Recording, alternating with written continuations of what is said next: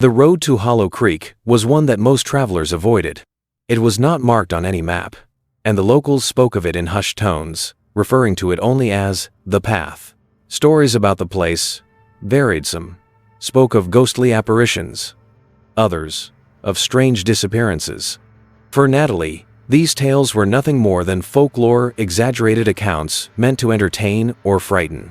She had always been drawn to the mysterious, and when she heard about the path, she knew she had to experience it for herself. It was late afternoon when Natalie arrived at the entrance to the path. The sun was beginning its descent, casting long shadows across the dense forest that bordered the road.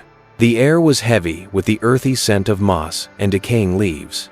Her car's GPS had long since lost signal, leaving her to rely on her instincts and the faint directions given by a cryptic old man at the last gas station.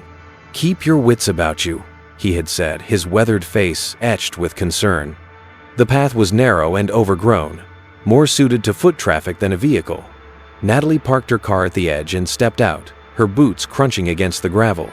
The forest loomed ahead, its trees like sentinels guarding some ancient secret.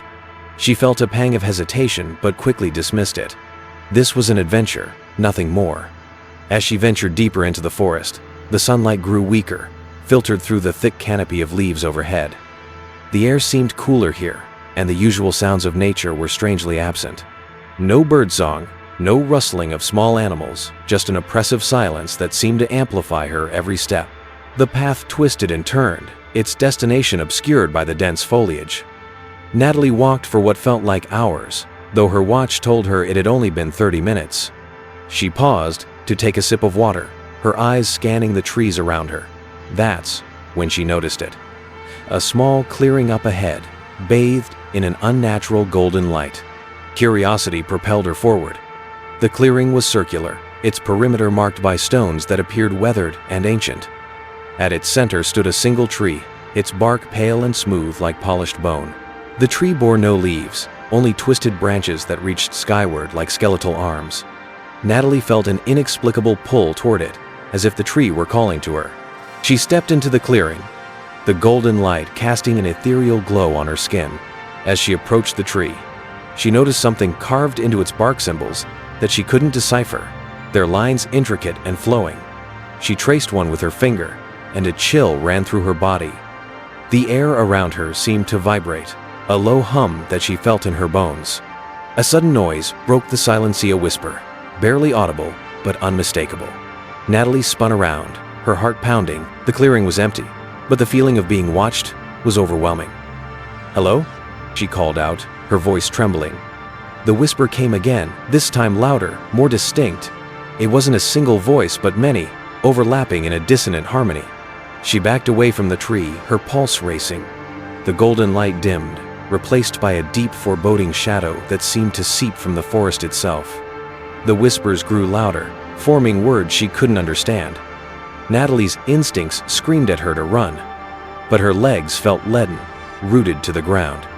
Then she saw them figures emerging from the shadows. They were human-like but distorted, their features obscured by the darkness that clung to them like a second skin. Their movements were jerky, unnatural, as if they were marionettes controlled by invisible strings.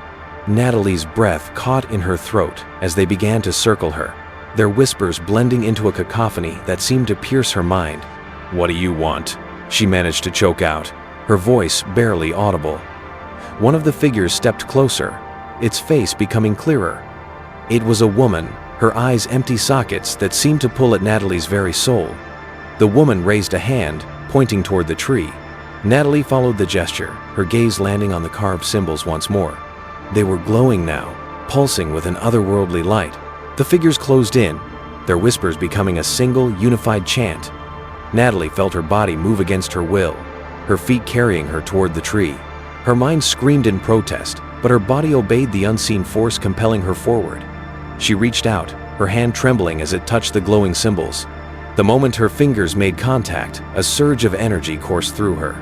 The world around her dissolved into darkness, the figures in the clearing vanishing as if they had never been. Natalie found herself standing in a different place, entirely a vast, empty plain beneath a sky filled with swirling, iridescent lights. The ground beneath her was smooth and cold, like polished stone. In the distance, she saw a figure, the same woman from before. But here, she appeared whole, her features sharp and striking. Her eyes were no longer empty sockets, but pools of light that seemed to hold all the knowledge of the universe. She approached Natalie, her movements fluid and graceful.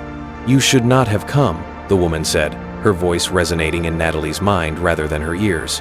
"The path was not meant for you." "What is this place?" Natalie asked, her voice barely a whisper. "A place between," the woman replied. "A realm that exists beyond your understanding. You have trespassed, and now you must choose." "Choose what?" Natalie's voice cracked with fear.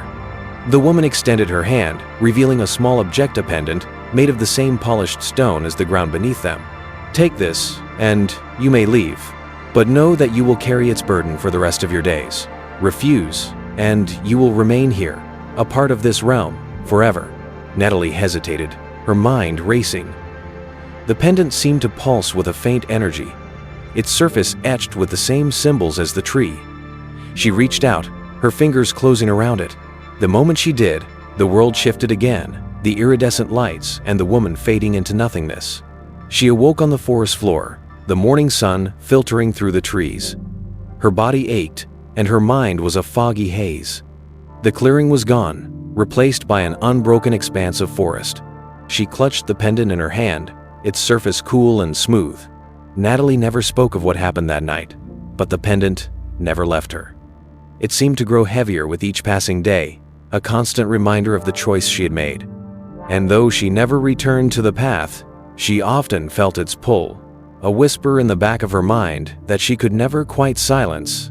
The road to Hollow Creek remained unmarked, its secrets guarded by the forest and the whispers of those who dared to tread its path.